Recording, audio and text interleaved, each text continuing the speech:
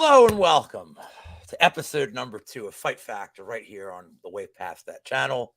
I am your host. I am the national treasure. I am Lou Betya, joined as always each and every Monday by the Dogfather, breaking down the most important questions for UFC 304. Yes, we will give you some bets. We're here to talk about our process and what we think matters as we approach each fight. Dogfather, how you doing, my brother? How you liking this card? How's life? I'm good. I'm having a good week. Hopefully people watched the show last week so they have an idea of what's happening. And I appreciate everybody's feedback on the last show. That was very helpful. Hopefully we'll be continuing to make improvements. We're hoping this is like a breath of fresh air for some people. And, Lou and I, we're BFFs. We don't agree on every fight, but we are going to keep it real with each other. We could bust each other's balls if we want to. Good. And we're not going to be those people that they say, oh, I'm not sensitive. Well, clearly you're sensitive if you got to say that you're not sensitive, because it's touching a chord. But thankfully, I'm really, really sensitive. So if I get upset, I'll probably have to go off camera. Yeah, just don't unsubscribe. That's all I ask. As long as you have subscribed, But so before we get started to the real questions, and I also got good feedback, so we're going to have all the questions on the screen this week. Every week, it's going to be iterative. If we do too many changes at once, you'll think we're professionals. I can't have that. It's got to be iterative. So before we start, high-level question for you, Mr. Father. I put this tweet out a couple of weeks ago where I went through the records of favorites versus underdogs for all the pay-per-view cards so far this year. The January card, the one with Duplessis, I think the dogs were like 7-5, 7-6. Since then, it's been 9-3, 11-1, 10-2, week after week. Does that change your approach, knowing it's a pay-per-view card? Okay, so this is like this is an interesting argument because like it shouldn't, but it does. It shouldn't, but it does, right? Because in the small sample size of this year, right, this is the norm. Now, over the majority of UFC fights in UFC history, or at least like the last 5 years of collective data, I believe that we do track these markets, I would say these sharper markets now, I would say. It's like 66, I think, percent, maybe even 65% that favorites win. So anything over the 70% clip range in obviously, what's the sample size? 80 fights right now? About that. Yeah, about 80 fights. I mean, that's not a very big sample size, but it could also be predictive of the market on pay-per-views being sharper as the UFC gets more and more eyes on it. So I know there's arguments on both sides where folks feel like, hey, this really isn't predictive because it's a small sample size, or this is a trend. And that to me, I feel like I'm seeing more of a trend that these pay-per-view markets are being sharper. And when you see that there's a trend, if you're an investment strategy or finance or anything that has that you can feel like it's a somewhat predictive market, I feel like it's time to take advantage of it. I think one other factor here, because I agree that it's certainly enough evidence at this point. I mean, look, with fights, this isn't like NFL where there's thousands of data points like each and every game, and you can really start crunching the numbers. There's just always going to be a smaller sample size when it comes to any organization. But I'm with you in that there's trends. On top of that, one of the outliers here is like you look at the last pay-per-view and you had Peyton Talbot and he's minus 9 million. And you had the Carlos Hernandez fight against Ray, and he's minus 550. So you're getting bigger favorites too. You're getting like super juiced fights, but it's even the ones that are the minus 180s and 200s that are coming through a lot. So I know there's a couple of dogs I like on this card, and there's a couple you like on this card, but let's start attacking it. And let's start with the first one, because even though maybe this isn't everybody's favorite fight, I think there's appeal for the dog here. So my question for you, dog, and by the way, I know all his questions because I had to type it up. He does not know most of mine. He knows some of mine, but he knows most. So for you, how do you justify Bukowskis being a -170 favorite when he's never had a UFC fight with a knockdown? And I was surprised to see he's never landed more than 60 strikes. I think 58 is his record. And so he's not a high volume guy. So as a favorite at -170 here, how do you get to him or do you avoid it? I'm bringing the heat this week, dude. Well, I think it's folks just thinking Prachnio sucks, to be honest, more than it is Bukowskis being this warranted of a favorite. You know, both guys. I mean, that's really what it is at the end of the day. You know, Bukowskis is younger. He has a little bit more upside. But let's be real. I mean, his best performance is pretty much just cast out Pedro in a round, and maybe the Michailidis fight. But to be honest, like, I'm not really sure how I rate a short notice Michailidis at 205. So yeah, I think maybe you get to this price because Bukowskis is just, he's younger, he's more athletic. He might be able to grapple, and then you get to the price personally. But yeah, I mean, statistics wise and, you know, all of that stuff aside, you know, I think those are the factors of how you get to the line. I cannot imagine I'm betting, but let's see what you have here for this fight. You gonna ask the question? These are your words, sir. Is Prachnio a hypnotist? He may be. And I mean, he certainly hypnotized William Knight into what is like the worst fight one of the worst fights at this level I've ever seen. And this goes back to kind of my question to you. He forces these really low volume fights out of people. You know, I'm the worst because like this whole time I've had this ready to go. So I don't know why I just didn't do that. Maybe we just wanted people to see us for a little longer. My fancy and that, like, because I'm live in a cage somewhere, and it's definitely not my background. Prachnio has had these just kind of weird low volume scraps, and like, what was am I thinking of Devin Knight here? Devin Knight. I mean, the Devin Clark fight, like not that Devin Clark is some elite guy, but the whole community, oh, Devin Clark, what was he, -2 something? Oh, Devin Clark can do takedowns here. And what did he do? He didn't do anything. His entries were sloppy. He barely threw any strikes. I mean, to your point, he might know something where, like, you know, like Ogden, he's going to force these kind of weird fights. But maybe it's a skill set. I don't know. But I think we've spent way too much time on a Prachnio Bukowskis fight. So let's get to what all the people are here for. And what do you got for me? Do you even remember writing these? I do remember this one. Bannon can grapple. Is she live to submit Ardalian? I mean, I will be honest that, like, I did not, according to your show with Steve, I did not do as exhaustive of tape study on Ardalian as you did.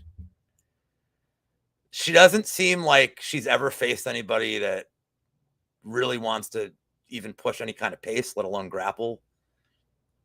She didn't have a real camp for this fight. So even if Bannon has like mid grappling, and let's be honest, her skill set's not, you know, UFC level, in my opinion, at least not yet, but it's not. I mean, they're throwing her this. I thought, you know, she might have been lined bigger. I know we talked about this earlier. I was like, oh, she was only 300 at open. And you were like, only.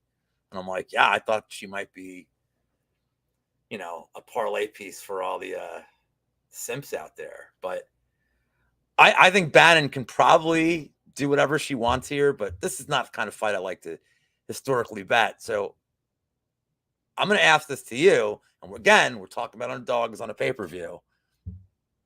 Bannon dropped to 205. That's what she currently is. At least when I made these today, that's what she was. At what point do you want to get involved?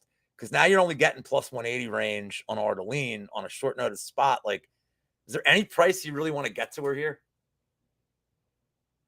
No, not really. Not really.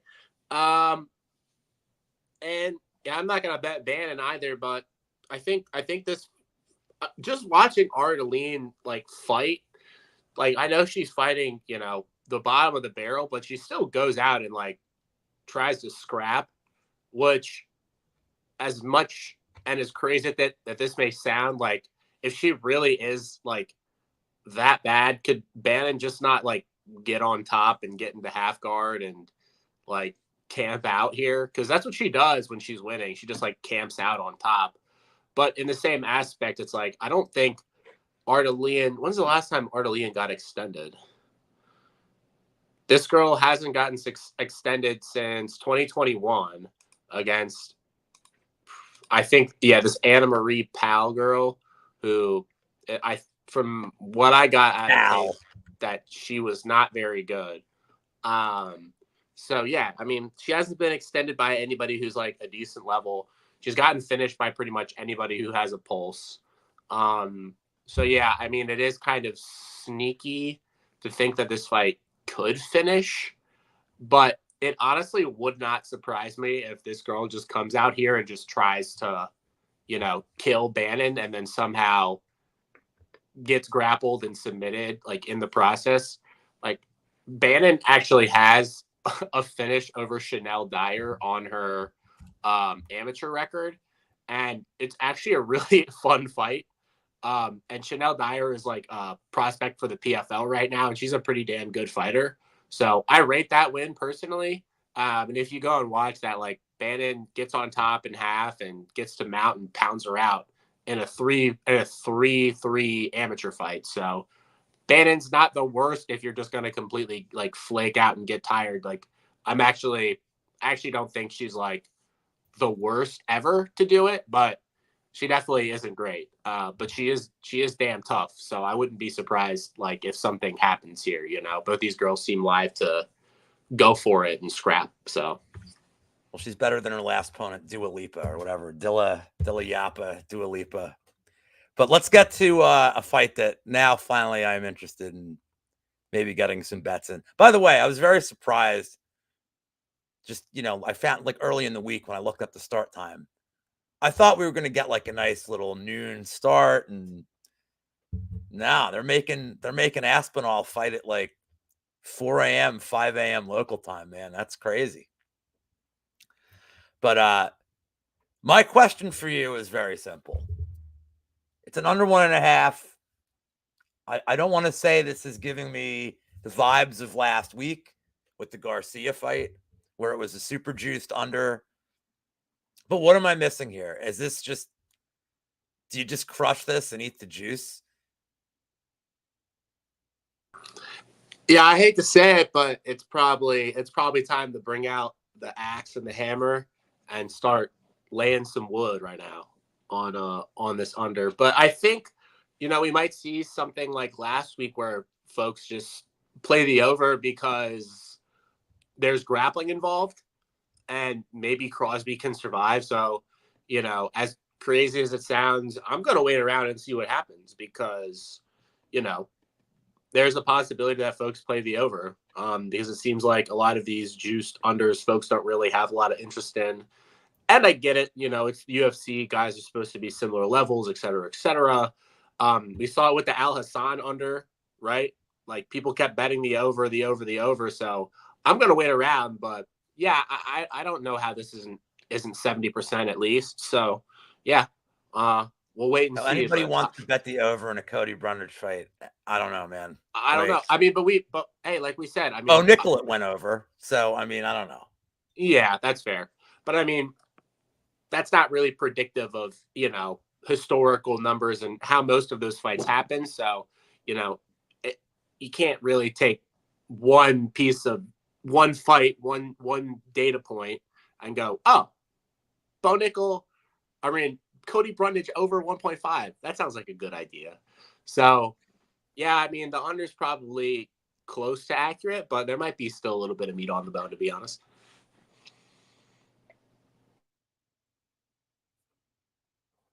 And you've cooked up this gem. So I guess I'll answer this since this is your question.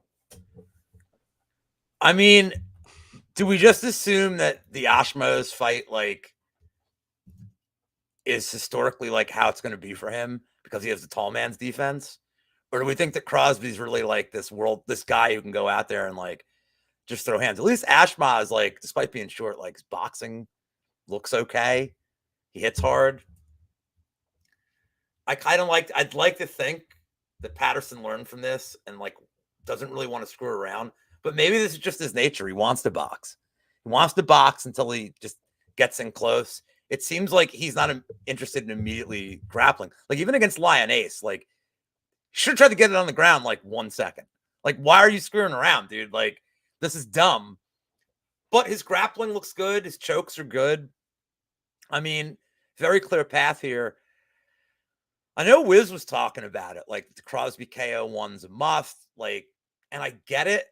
And I guess, do we have a price on this yet? Let's see. Crosby KO one, it's 800 according to Fight Odds. So I'd probably need a little more than that because I have this way less than 10% outcome here. I think Patterson won round one sub is probably the play. I'll have to see what FanDuel and Fanatics, because they do the group submission props. I'll have to see what round one, round two sub is this week. I mean, we're not getting plus 200, I don't think. We're not getting better than plus 200, but I mean, the Garcia 1-2 KO last week was even money. So, and he was a smaller favorite than Pat. It was 155, 160, but it had value still. Oh, the KO was 125. The 1-2 was plus 165. That's right. Yeah. I mean, it still had value. It had value, But that was for a minus 145 favorite. We're not getting that here. So, yeah, I don't know. I mean, Patterson and under 1.5 maybe gets you close to plus money, but I kind of think they just, yeah. I mean, I'm just praying at this point. I'm hoping for the best, but I think the under either way is probably a decent spot. So let's move on to fight number 4. Oban Elliott, CM Punk's favorite fighter, the best in the world, Welsh gangster, against Preston Pressure Parsons, who I will forever have PTSD from him not submitting Evan Elder, having him in an arm triangle choke for the whole round when I had the sub prop on him. But your question to me, sir, who gets their game going? Well, I'm going to turn this around and just put my question up because I think both of these are very related. And going back and watching the fight with Val Woodburn, and look, I don't care about the Val Woodburn fight with Bo Nickel. That was short notice. He was in the ring to my left. Every jobber on Saturday morning wrestling is being fed to Bo Nickel. Fine. I don't think that was truly the case here. But Oban Elliott got rocked. Absolutely got rocked in the first round. And in the third round of that fight, he's getting reversed. It's clear he's tired. But more so than being tired, his top control is awful. It looked awful. Because Woodburn is not some elite guy off his back, and he was just kind of shoving him off and being these reversals were just him rolling over. So as much as I don't love Preston Parsons, he's going to be the better striker. I don't think he's knocking him out, but he's going to be the better striker. And he's probably probably has better top control here. So my answer is, who do I think gets it going? It's probably Parsons. I was initially tempted by Elliott at the plus money, but right now I'm just not sure. But I kind of lean Parsons if I had to make a play. So my question for you is, can Parsons have grappling success for 15 minutes against this guy? Is that even his path? I don't know, to be honest with you. I mean, Elliott's been grappled in the past, but that's also the past. He was 22, 23. Some of these fights he's getting grappled. The dude's 26 years old. I mean, it's kind of hard to not think he's making grappling improvements. And I know that Woodburn did have some success, but to be honest, Elliott was kind of beating his ass for, he got rocked, in the first round and then pretty much dominated him for the next, 9 minutes, and also kind of rocked him with a head kick and then, kind of rushed in and got caught, which, it's MMA, it happens, and popped right up and got a takedown. Yeah, I mean, Woodburn did kind of, was kind of a weird scramble. Yeah, he got in a deep half and kind of popped Elliott, to like turtle position, and Elliott popped up as soon as he got there. Parsons does have, pretty good grappling and top control. He loses position a lot though, chasing subs, going to arm bars and, things of that nature. Is his top side control and grappling though is pretty good. But let's not act like Matthew Semmelsberger didn't have grappling success against him as well. So I would say, I know Woodburn's not the best, in terms of grappling, but Semmelsberger is an underrated grappler, but let's act like he wasn't not having success there too with the grappling. I know that was like a 30-27, people are going to look back on that fight like Parsons dominated, but on rewatch, man, I mean, Parsons just landed opportunistic takedowns and pretty much, found ways to win, which is something he can definitely do here. But yeah, I mean, I just don't know how much Elliott's defensive, wrestling and grappling has improved. And if it has improved, then, this fight could look interesting. I personally don't think Parson is the better striker here. I think it's actually relatively close.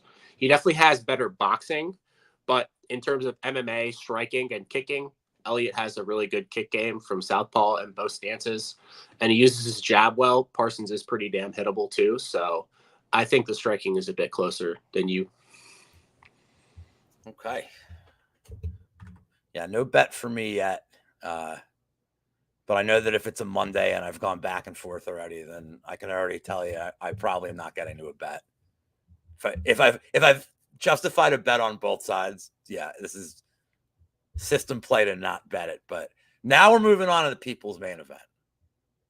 The reason why anybody's watching this show today, or whenever day you're watching it, that's Mick Parkin against Lucas Brzeski. And I will pose the first question to you, and that is about the line itself. And is Parkin a minus 200 some favorite? Do they think he's better, or is this just the market being like Brzeski's the worst and there's no reason to explain it anymore that he's just bad? Because, and I ask you this because one of the rules that I have, and this is not a hot take, it's not a hot rule, it's not even a rule that applies to just MMA. I don't like fading bad teams with other bad teams. I don't like fading bad fighters with other bad fighters. So I'm not certain if I bet Brzeski if I'm doing that, but I know that Parkin at minus 200 something does not seem right. What say you? Oh, man. Well, I'm going to get it out of the way. I have a bet on Brzeski here, but I do think that Parkin should be the favorite. And I'll leave it at that. He has some of the takedown equity, but I think the striking is close. I thought Brzeski's striking looked improved in his last fight, personally. And now that his physique looks a little bit better, now that he's probably had some his hormone levels have regulated from his prior steroid usage. He looks like he's in better shape. Don't ask me how I know that stuff, but he prior got popped for, pretty much an estrogen blocker, which would mean that he was taking a copious amount of steroids. And if you're on an estrogen blocker, that means you've messed up your hormone regulation. So needless to say, I think now he's in a lot better shape. And personally, I think that he's the side here. People hate Brzeski because obviously that's a narrative of why people hate him. He's off the steroids now. He's not the same guy. But I personally don't think he's the worst fighter ever. I thought he beat Badai pretty. I don't think it was clear, but I thought he beat Badai. I thought he clearly won that Walker fight 2-1 last time. The Juice Boy parlays were about to be in shambles that night with the Boudet fight. Oh, they were about to be in shambles. They didn't deserve it, but Parkin should be the favorite here, I will say, because he can wrestle Brzeski, but I don't know how good of a control grappler he is. Brzeski has shown the ability to get up from takedowns. So if you're betting Parkin, you better hope that he has a lot better control than maybe somebody, I mean, better control than I think he probably has, because we've never seen Parkin like push a wrestling pace. So Carl Williams can do it. That's for damn sure. But can Parkin shoot like 3-4 takedowns? Because if not, this fight's really close on the feet. And if it's close on the feet, Parkin really doesn't deserve the minus, 270 price tag. Yeah. You brought up Carl Williams. Now I'm getting to your question if Parkin's a good wrestler. And that's an interesting, I don't think it's such a cut and dry yes or no. I think he's a good wrestler against the lower levels of the heavyweight division. Is he a better wrestler than Carl Williams? No. But Carl Williams had problems keeping Brzeski down.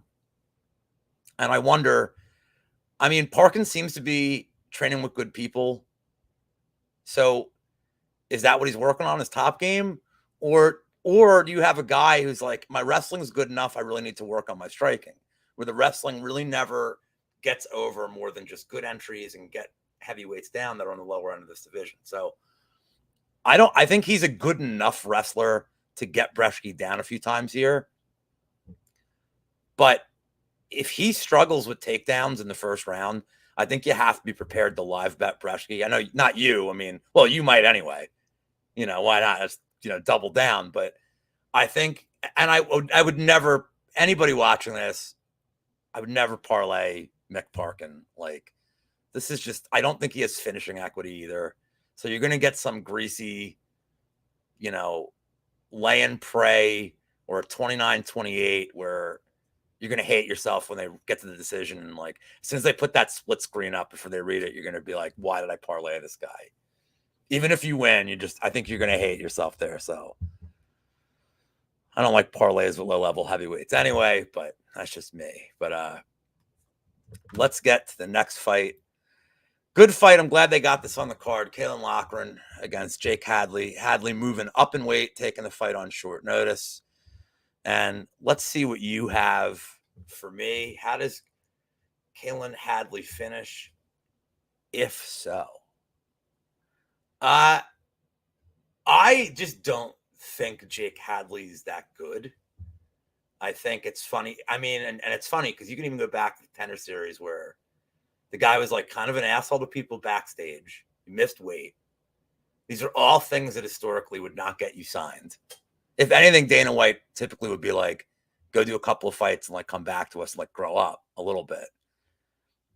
But they liked him so much, they're like, we don't care about any of that. We're signing him. And I thought that was super curious that they would do that. I think Hadley is one of these guys that he can get opportunistic submissions. I think but I don't know that I like his durability. I don't know what he's going to be like up a weight class. I don't think he's got a lot of power anyway. I don't think his wrestling's very good. And this Loughran, man, I don't know what his ceiling is. I don't think it's great, but he's kind of like a tank. And the Pacheco fight, I mean, there's refs that would have stopped that. Like, that was a beating. Like, that fight, he didn't get a finish because Pacheco showed super toughness. I don't think Hadley has that. Now, I don't know that. I think Hadley's more skilled than Angel Pacheco. I don't think Loughran's going to have it so easy on the feet, on the grappling, like wherever that fight went, he had it easy. But I think if he gets on top of Hadley and instead of don't play in the guard, like just ground and pound, I think he can get Hadley out of there pretty easily. So not easily, but I think he can get him out of there. And I think that he knows pressure fighters have done really well against Hadley. There's just a lot working against Jake Hadley for me here. So this is my question to you. Right now, Hadley's over a 2-1 favorite. He's currently minus 210 to minus 250 on BetMGM. Jesus Christ. Come on, MGM. Do better. Also sponsor us. My phone works.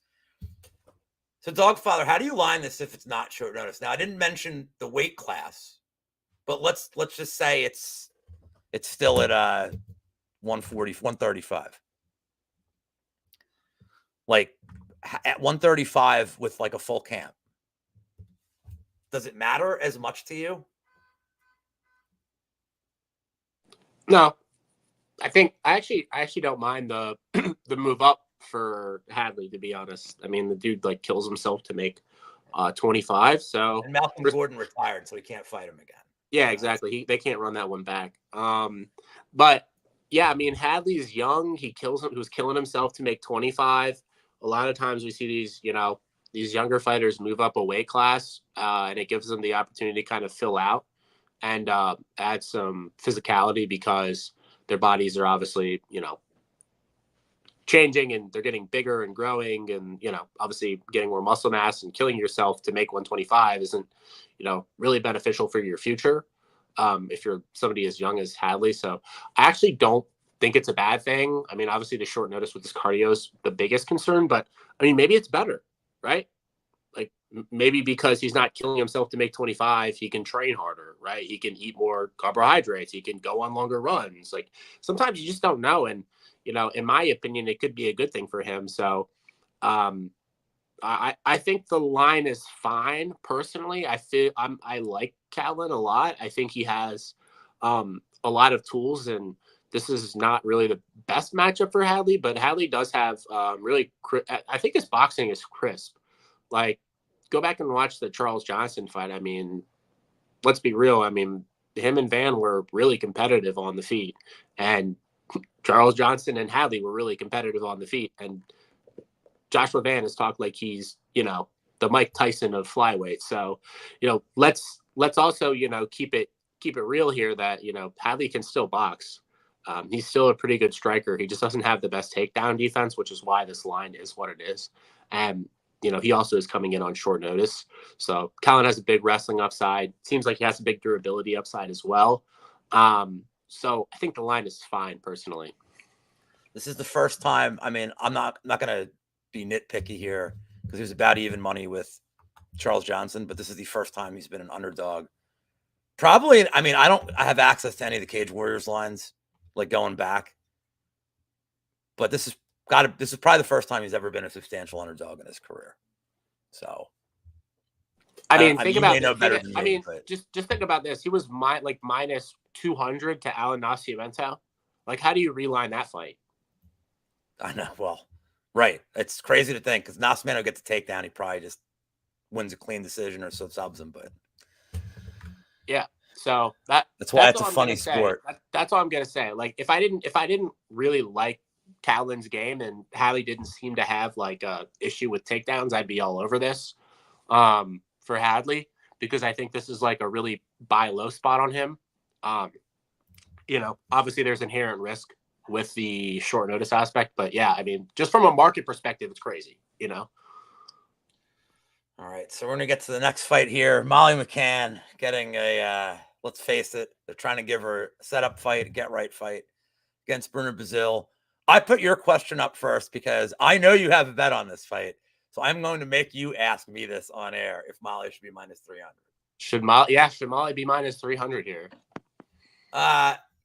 Yeah, Bruno Brazil's terrible. Like, I think I don't know what she does well. I also seem to think there's a possibility that maybe she freezes on this stage. I think that, like, she's always tentative to throw strikes.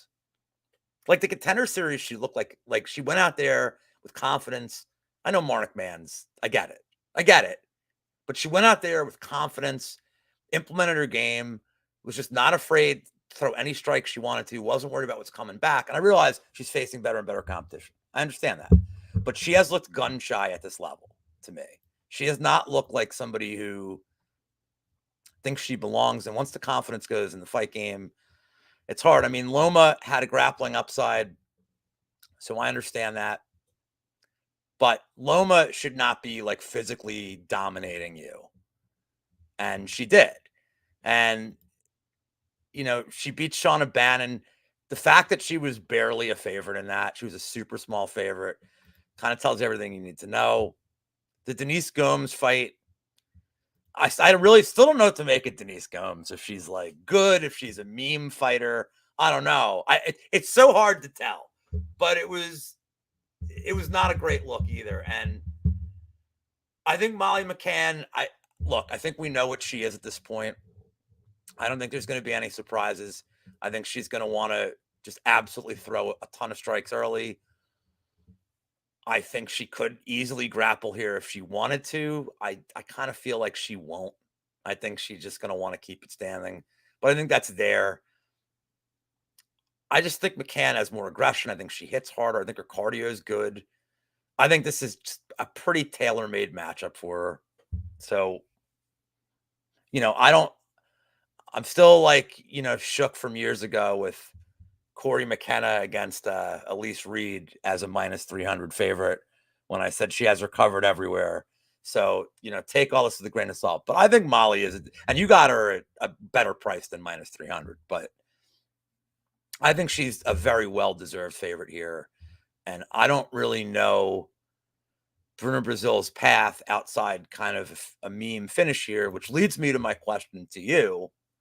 Getting plus money on this under. Now, you and I have spoken at length about how awesome our under 2.5 records are. They're tremendous. I'm tempted because I can see how Molly McCann can get a finish here.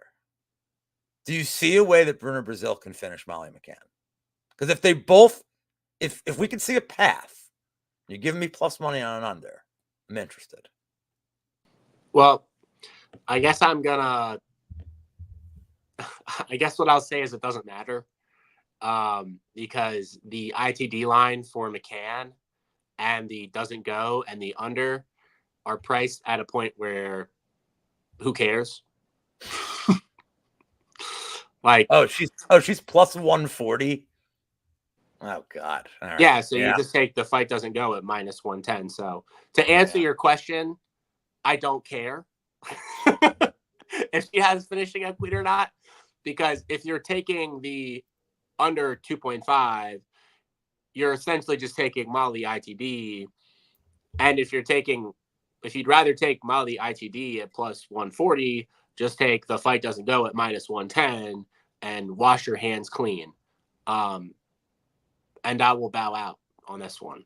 Are you interested in Brazil sub 3 plus 3,500 to feed families? No, I mean if she wins, I think it is by submission. I think she like pulls an armbar or a guillotine or something crazy. If she does win, or like a heel hook, flying toe hold, yeah, something insane. But I mean, Molly loves to get submitted, so like, would it shock me? No. But yeah, if you're thinking about playing like Molly IT, just play the fight doesn't go and wash your hands clean if you think she finishes. So, I mean, no reason to agree. I hadn't seen that number earlier today. So yeah, like if you favor Molly to properly Roger Bruno Brazil, then you should probably play the fight doesn't go. My man. Busted it out before I had a chance. Don't worry, we got a fight. Oh, we got a fight coming up in this card. I'll be using that phrase quite a bit. Moving on. I think this is one of the more interesting fights. And this is also the fight that Dogfather did not send me a question for, so I wrote his. So he's seeing these for the first time, which I love. Well, let's start with this one. Let's cover both of them. Is there any value here in the 1.5? And the reason I'm going to ask this one first is it's not like Nathaniel Wood unders are like a thing that I love. They're not. But Daniel Pineda unders are a thing I love. And, if you're like, what does Pineda look like at the 7.5-minute mark of this fight? Is there value here? Or do you think it's just like a Wood decision or like a late round finish for him? You're better off playing Pineda round 1 than the unders, I guess is where I'm going. I don't know. That's a good question because it could be. It really could be. I mean, I just don't.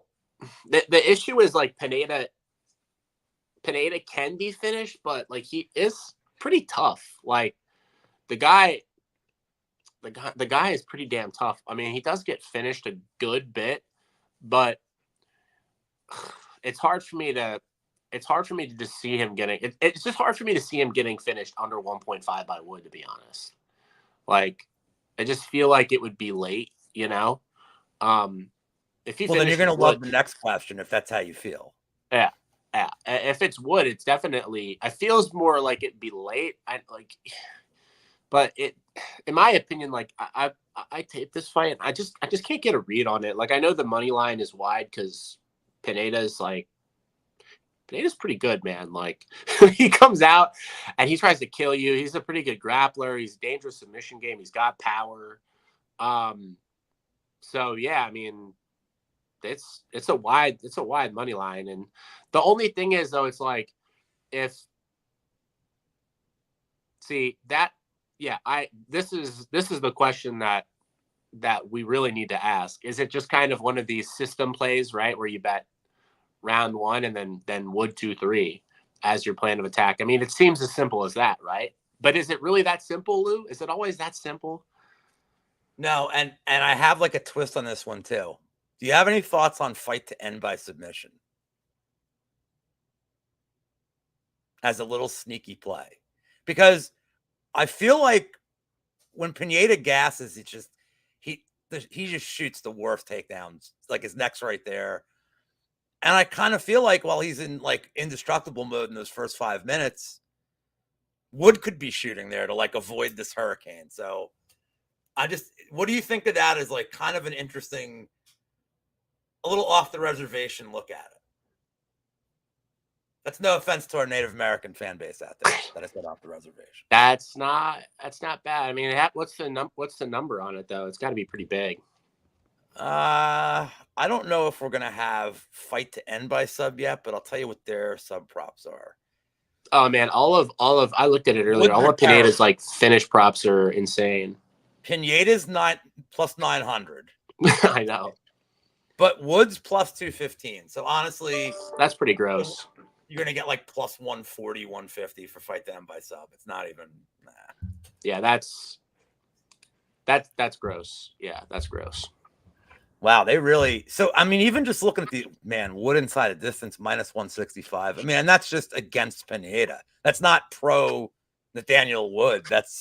And he gets dropped in every fight, man. Or not dropped in every fight, but he gets hurt. It's seemingly in every fight except the Charles Rosa fight, who, let's face it, Charles Rosa is not hurting. Well, that's why the line's crazy. You know what I mean? Like skill for skill in a vacuum, how would you line it? I mean, because I don't want to say Wood's unskilled. Like he's fast, his boxing is good, but he doesn't really check kicks either. He hates checking kicks. Yeah, probably like Wood 70% still. Okay. Not what is it now? It's like minus 500. Yeah. I mean, that sounds crazy. It says 410. So it did come. Oh, it came down a little bit today. Oh, it came down. Okay, that makes more sense. Still, they're making it. They're going to make this price enough where I can't justify betting either guy. We're going to get in that hole. It's right in the middle. It's perfect. It's like VB was saying. He's like, they lined all these over unders like perfectly, and I hate it. So I don't know if this is this is definitely not my favorite fight. It's definitely interesting. And let's start with your question to me. Will Manel Kape be afraid of a takedown? I mean, he should be. It's going to be 15 minutes of Mikhaev. Well, it's going to be 9 minutes of Mikhaev going for takedowns. And it's going to be 1 minute of Mikhaev getting in like incredible trouble where it looks like he's going to lose. And then somehow the back end of round 3, he'll get like a takedown. And a lot of people have a lot of confidence in Mikhaev this week. And that the number has moved. I think Kape should be afraid. But here's my question to you. If we know that Mikhaev is going to get takedowns, does whoever win here? I mean, this is one of the more binary fights. Look, everybody's going to say the same thing this week. Kape's wrestling's pretty good. It's great. It's not. Stop. It's okay. He should not be wanting to wrestle here. So if this fight is the winner, is going to be 15 minutes of Kape just beating his ass on the feet, or 15 minutes of him getting backpacked, or is it more complicated than this? I think it's more complicated because Mikhaev just finds a way to like mess around sometimes. Like he should be like, you know, dominating Malcolm Gordon, and like somehow there are like moments in that fight that you're like, oh wait, he's got a chance. Like with the Elliott fight. I mean, Grant, I like Elliott. Elliott's really Elliott good. was winning 2-0 on the cards. I mean, yeah. So I mean, like Makayev. The thing with Makayev though, that's impressive is he finds a way to grit out fights. He finds a way to win. He's sticky. He keeps shooting takedowns. He's relentless. Like he's a hard guy to fade because he does so much well. He has so much amateur experience and he knows how to win fights. So I don't know if Makayev's going to look minus 500, to be honest with you, because Kopp is obviously really high level, and he's definitely the better striker here. He's still pretty young. Like people think Kopp is like 35 years old, but I mean, this guy turned 30 in November. So he's really not that old. Like, he's probably going to be, he's obviously going to be ready for the takedowns. Like he knows they're coming. So I wouldn't be surprised if this is like a Kopp, running away in point fighting and trying to, land some big shots and stuff takedowns. And it's fairly competitive, to be honest. That's kind of how I see this fight going personally. So yeah, I don't think the winner looks minus 500 here. I think this is a really close competitive fight, despite it being binary. That's why I asked the questions. I have to say, I don't know. This might be one of the fights, definitely the fight of this year, where I've disliked both guys this much. Like where there's literally no outcome that I'm like if it's a draw, Makayev stays undefeated. Like there's no outcome where I'm like really happy with, unless it's like that PFL thing where it's like the knockdown ball shot at the same time. And the only way you'll like this fight is like somebody just gets embarrassingly finished brutally somehow. Yeah, like a 9-second finish off a fluke. Yeah, like I'd like that. They're just two of my least like, and it's not even Kopp's skill set. It's like I don't know. There's something cringy about him, and Makayev is just this guy wants the title after every fight. It's like, dude, like you just barely survived Jafel Filio. Like, let's relax on this title shit. But we're on the main card back in England, where he fought every fight for 38 years, seemingly. The almighty Arnold Allen against Giga Chikadze. Arnold Allen, a pretty sizable favorite here. Let's start with my question to you. Outside of like him hitting a liver shot, does Allen just have him covered everywhere or no? Yeah, that seems to be the what most people have to say about this fight this week. I mean, Giga is, let's be real, he's still a really, really good striker at the end of the day. I like his MMA striking game. He switched stances well. His boxing is good. Obviously the liver kicks, liver kicks always there for him. It's very impressive. But an interesting part about this matchup, though, when we talk about meme liver kicks, is Arnold Allen is a southpaw. So is that left kick going to be there on the lead side of Arnold Allen if we're talking about the Giga kick this week? So it's an interesting thing because the way Allen holds his lead hand too, he kind of has like a boxing shell style stance with his lead hand low so he can pop the jab from his hip pocket. So is that kick even going to be there this week? I don't know. But just from a pure striker versus striker standpoint, I think Giga is definitely the more dynamic, MMA striker with his kicking game and boxing. But whenever I pop on Allen's tape, I'm like always just a lot more impressed than I expect to be. Like I think this guy's really, really good in all aspects of MMA. So yeah, I get why he's favored here. And he's beaten some good guys. Like it's not like the dude's, a bum. I still don't forgive him for years ago not somehow going with decision with Makwan Amirkhani. Like I don't know how it's humanly possible to fight this guy for 15 minutes. But this is a pretty big step down. And your question for me was, how does Allen cover this price? He takes that experience he has fighting Max Holloway. And look, that's a decent effort. Like he's outclassed. I get it. But he had some moments in that, and Evloev is an elite striker too. I think Giga is, he's got dangerous. You don't love Evloev? He's all right. I wouldn't call his striking elite personally. I think his striking is good. But yeah, it's good enough to get him for takedowns. I mean, that's what makes the striking good, right? Is because you're so worried about the takedown. It's like you're more concerned about defending him getting onto your hips than you are, his boxing. And his boxing's pretty good. So, I mean, people forget that Evloev was very competitive, and in my opinion, he outstruck Dan Ige on the feet and flying kneed him in the face and almost finished him. So. Evloev's still a good striker. Let's not act like he sucks. But to say it's elite, I mean, it's good. It's really good for the division. But I'm just tossing the word around today. Yeah, elite is like Dricus du Plessis, elite striker. Look at that. Look at that. Look at that technicality. And with his elite cardio. We'll move on from this one, but I feel like Allen. I mean, a lot of people are probably going to parlay him this week. I kind of think I'm just going to stay away from this. Do you see any? Does Allen have any finishing equity? Let's end with that. Does it feel like Allen decision or Giga has to win by a KO? I know what prop I'm going to be on this week for Allen. I don't know if everybody else is going to be on it too, but I can smell it.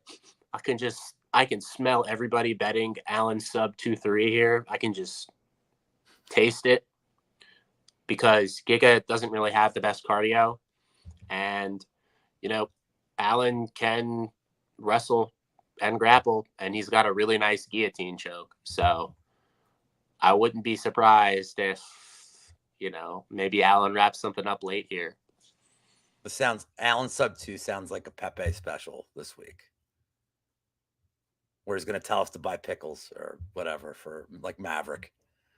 But we're going to move on. Definitely one of the more interesting fights on this card. CLD, who just loves to torture you if you took any kind of under 1.5s or anything with him. He's facing RoboCop, Gregory Rodriguez. You and I have, by the way, I think we've now gotten into the comedy portion of the program with our questions here, since I'm just going to put both up on the screen at the same time. My question to you is, I mean, he should wrestle, right? Should he finally wrestle? And your question to me, of course, was, are we just donating to the sub? And I'll start because I'm only going to take 30 seconds here. Wait, I have the answer to both of those questions.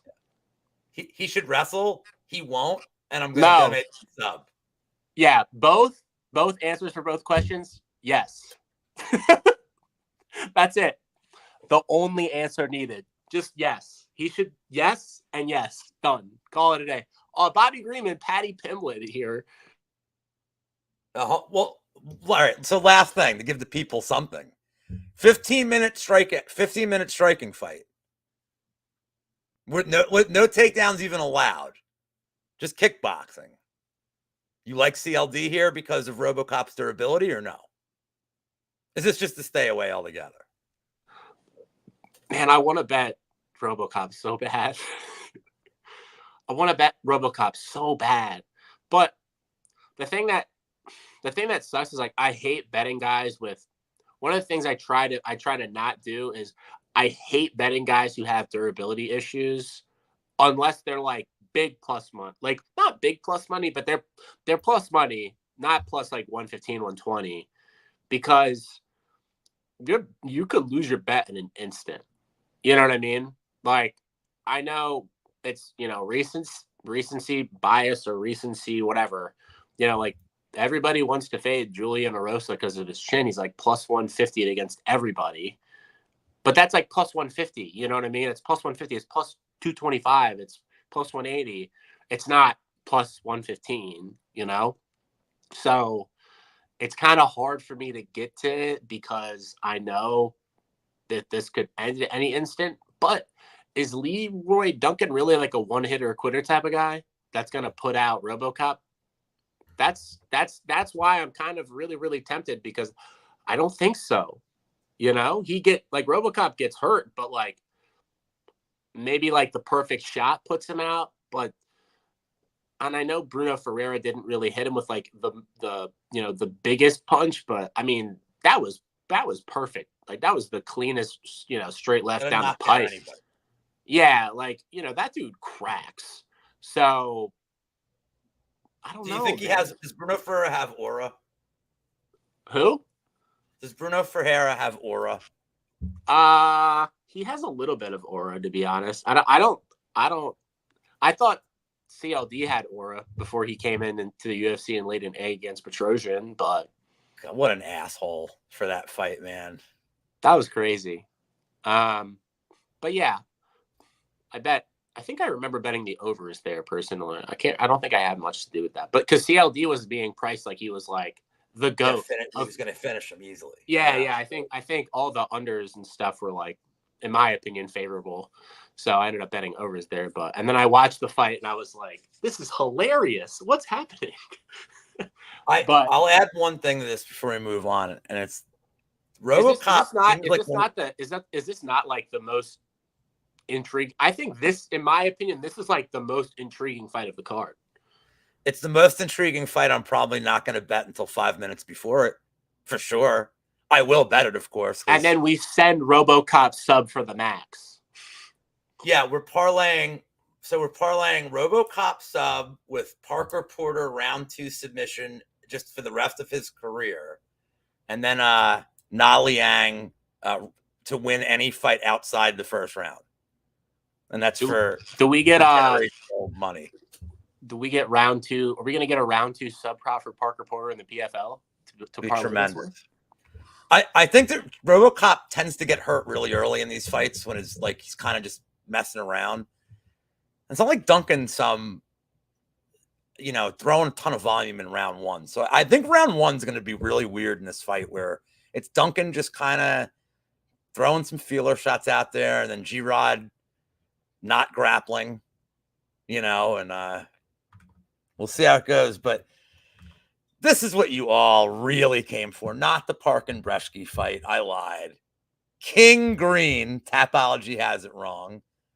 His name legally is King Green because reasons. Against Patty the Batty Pimblett.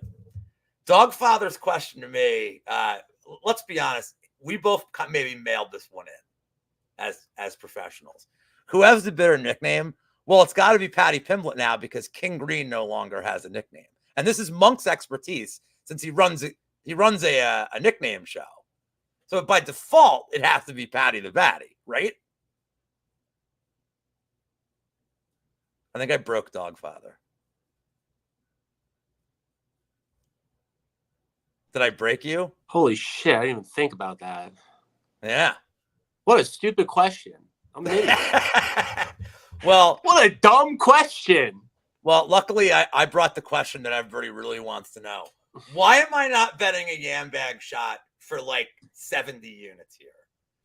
And how does some weird... I'm going to ask you 2 questions on top of this. I could see you, but the second question's related. Is there any outcome of this fight that would surprise you on top of this? Draw. I think we bet the draw. I'm writing it down, dude. It's, by the way, I have a term for this. It's draw bags. You're getting the yam bag shot and the now the draw bags. I thought we were talking about. I thought we were going to change the name for this week. This is not. Jesus Christ! I am the goddamn worst. This guy's an idiot, man. Man, I try to be such a professional. I'm about to replace you with Big Steve.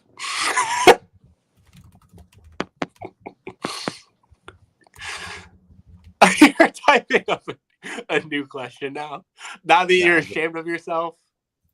There we go. I had to make it better. Okay. So it's inevitable. The answer is yes, right? Inevitable. For those watching that don't know what this means, I'm gonna try to keep this as, child. I know most of you watch this with your kids, as I can understand that. So I'm going to keep this clean. It's exactly what you think it is. It's 100% contextually what you think it is. And yeah. So is there any outcome here? You like the draw. So everything's on the table here, right? I think every outcome. It has to be. It has to be. There, Mark Goddard is going to take a point. I swear. He's taking a point from Bobby Green because he's going to be calling him any slur you can imagine. And I can just see Goddard. I can see Goddard telling him, hey, he's going to call him Bobby Green, first of all. And then Bobby's going to probably be pissed. And then, it's there's going to be a race war on Twitter over this fight. I mean, this is going to be crazy. I just can feel it happening. So I feel like the draw is live. I feel like any outcome is possible here. I mean, we'll let the other people in the community talk about like the line movement and their angles. We'll leave that for the pros. But we're now at the co-main event. Very interestingly lined fight. Tom Aspinall against Curtis Blades. Tom Aspinall, a sizable favorite still. Has money been coming in on Blades? A little. He's still minus 350 to minus 8. Gee, FanDuel has Aspinall at minus 430. It appears that's the best line you can get on Blades at plus 300 would be on FanDuel right now. Let me start with the question for you.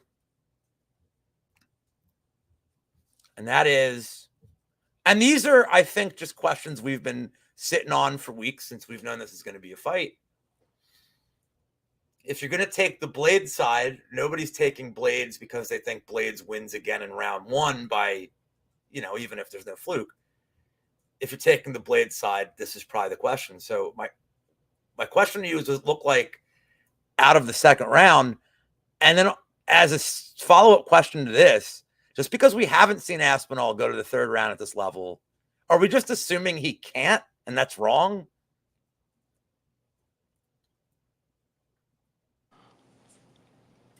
I mean, my guess is as good as yours. I have no idea because there's nothing like predictive about it. Like, this is the question this week that everybody's going to want to know about this fight. And to be honest with you, the only answer, well, not the only answer, you can figure out whatever answer you want to give to it because your opinion's your opinion and you're certainly allowed to say it. But like, there's just nothing to support what this could look like in round three. Like, I don't know what Aspinall's cardio looks like. I mean, it seems like he'd have pretty decent cardio, but who knows if they push a pace, if Blades tries to wrestle, that would be the way that, in my opinion, that this fight gets really interesting. If Blades just comes out the gate trying to wrestle, but I mean, has he really tried to do that often? It seems like he comes out and tries to figure out, what he's going to do and sort of get a read on the fight and build into it. So they're definitely going to strike a little bit early. And like I said, I have no idea what this looks like in round three. It's impossible for me to figure out what it could look like. So the only way I'm not going to pay this price for Aspinall personally, but I will say like Blades 2, 3, 4 just feels like a entry into, instead of just playing them live personally, like instead of just playing Blades on the money line side or playing Blades at all, just play 2, 3, 4. They're like massive numbers already on FanDuel. He could easily get a takedown in the first and win round one. Like, I like that because we don't know that he loses. If he loses round one, he might get knocked out. Like, him losing the round might be the end of the fight. So yeah. I kind of like that, actually. Yeah, I mean, what would you? I mean, let's just give me a guesstimation. I already have a bet on this fight. I have a bet on this fight. Just give me a guess. Just give me a guesstimation what you think like round 2 and round 3 would be for Blades. Straight up, no KO, no nothing. 900 and 1200. 2,000 and 43,000, or 2 plus 2,000 and plus 4,300.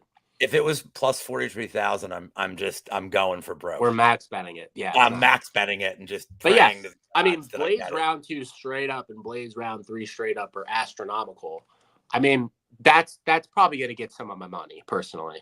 Like it's there's no way I can't not play it at this point.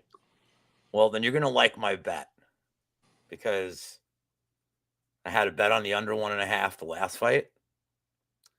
I'm betting the over 1.5 in this fight at plus 140. Over's gang stand up. And full breakdown, of course, will be on the happy hour Thursday night. But if Blades does have wrestling success, he's not getting a quick finish on Aspinall. If Blades decides to strike with Aspinall like he did with Pavlovich, then he can give me the $9 I'm betting on it or whatever. He can owe me money. But yeah, I mean, who's to say that Blades or that Aspinall is going to come out hot? I mean, there's not a mental thing in his head like from last fight. It's got to be until he gets warmed up. It's got to be in his head. He can say whatever he wants in interviews. It's going to be in his head how the last fight went and how fluky he was. And I think it's just going to be a little more tentative. But you had asked me the following: is the line crazy or is Tom special? Both. I think the answer, and I think it can be both here. I think Aspinall is he's this new era of heavyweight. He's unique. He's likable. And I think we're just screwing around with this whole John Jones thing. And that, to me, Aspinall is the heavyweight champion. I know some people will not agree with that. I understand that. Some people are just Jones truthers. This isn't about Jones' personality. It's his inactivity. The guy is just not here and he's holding up the division for a fight that nobody really wants to see. I think Aspinall's the new lion. He looks great. I think he's a justifiable large favorite over a lot of guys in the division. Just not Curtis Blades. Because this is a style that just could burn Aspinall, because Blades could just... And I wonder if it's predicated on two things. It's not even the hometown thing. It's that Blades was losing to Jailton Almeida until that really weird flukish starts around 2, or it's the fact that he didn't grapple against Pavlovich when the path was very clear right there. And I wonder if those are the reasons for it, because I don't think any heavyweight should really be minus 400 against Blades. Do you? It's an elite skill set. Yeah, I'm saying elite. It's an elite skill set for heavyweight. For heavyweight, yeah. I mean, for heavyweight, he does have an elite skill set, period. There's nobody. I mean, I wouldn't say. I mean, let's be real. I really don't think there's anybody with a as well-rounded MMA game as Curtis Blades in this division. I mean, maybe Aspinall, maybe the guy he's fighting right now. I know a lot of sharps on Blades' side this week.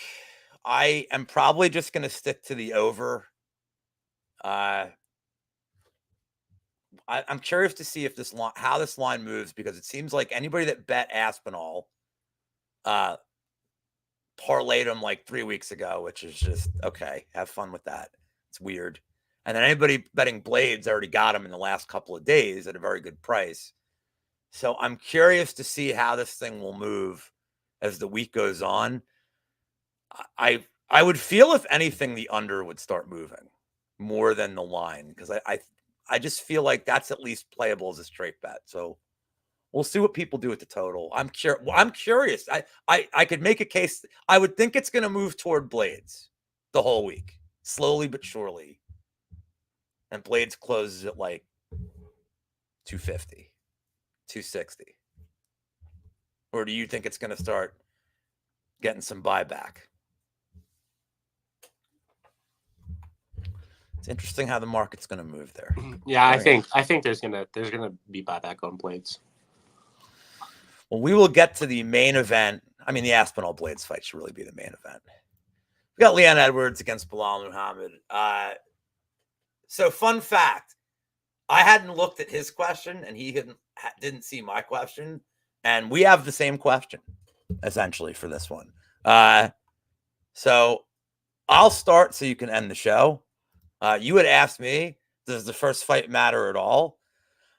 To an extent, I think for on the Edwards side more. It showed that he had some confidence. He was landing all his strikes in the first round. I think Muhammad's absolutely improved, but just from a confidence perspective, I think it matters for Leon Edwards. For Bilal, it's weird that he feels so wronged by that. It seems like he feels more wrong when he took it on short notice and did him a favor than the eye poke. It's kind of like a strange mentality, but I don't think Muhammad thinks anything of that fight. It's a long time ago, short notice, doesn't care. But like almost the same question for you. Do we care about this fight? Because for me, this is the last of like potentially the last of the boring 170-pound fights. Like, are you excited for this fight, like, at all? I mean, I know you're a fan of the sport. I'm not saying you're gonna be like, no, I don't care, I'm not turning it off. But as far as title fights goes, like, how much does this turn your crank? I actually, I like, I mean, I would say from like a fan perspective, like an entertainment perspective, the fight's not exciting. But just as like a martial artist, like this is yeah, like somebody who's trained, like who trains the sport, like this is a very interesting fight from like a technical aspect. And both guys are very, very skilled. Both guys have really high IQ. Both guys are really good at all aspects of MMA.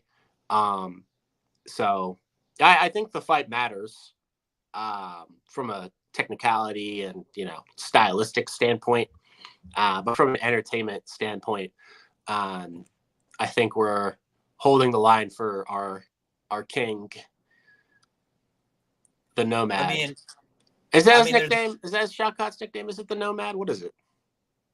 I think so. Is it? One of two things can happen after this fight, and they're both awesome, by the way. If you like Shavkat, both things are awesome.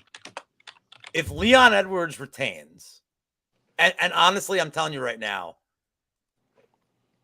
we need him to retain because God forbid these guys get into like a trilogy or more and just hold up the division for like another two. Like it's the worst thing that could happen. You know what? Win for this. You know what? That's what could happen. That's what could happen. But Dana White, I feel like, hates Bilal so much. He'll have Bilal booked to fight Shavkat in like 3 weeks. He's gonna cash in Money in the Bank. Shavkat's just gonna come right in the cage and he's like, the night's not over. They're gonna have Shavkat rolling out in his hat out of the tunnel after it's over. So Bilal Muhammad is won by split decision, 48-47, and now dun da da. Oh my God, whose music is that? Like, so one of two things comes through. He comes through the ceiling. He drops down. Oh my God, the scenes. If Leon Edwards wins, then it's got to be Edwards and Shavkat. You'd think. If Bilal wins, are we gonna get Shavkat and Ian Gary for the number one contendership, and then Ian Gary like dies? So like both outcomes are good for me as a guy who likes Shavkat. The Gary situation, I'd rather Gary die in like a title fight. Like I want it to be like right there, right, and then because you feel like that's the fight he never comes back from and recovers from. But I'm just thinking like because I know a lot of people on the Bilal side, and I understand it. Like it's a wide price for a guy who I think, and he's been training with Khabib. So that's interesting. But I feel like we just constantly underrate Edwards' talent. Like he's another guy. We started this day off saying this Prachnio hypnotize people. I think Edwards hypnotizes people. It seems like he can get them to fight out of their game plan immediately.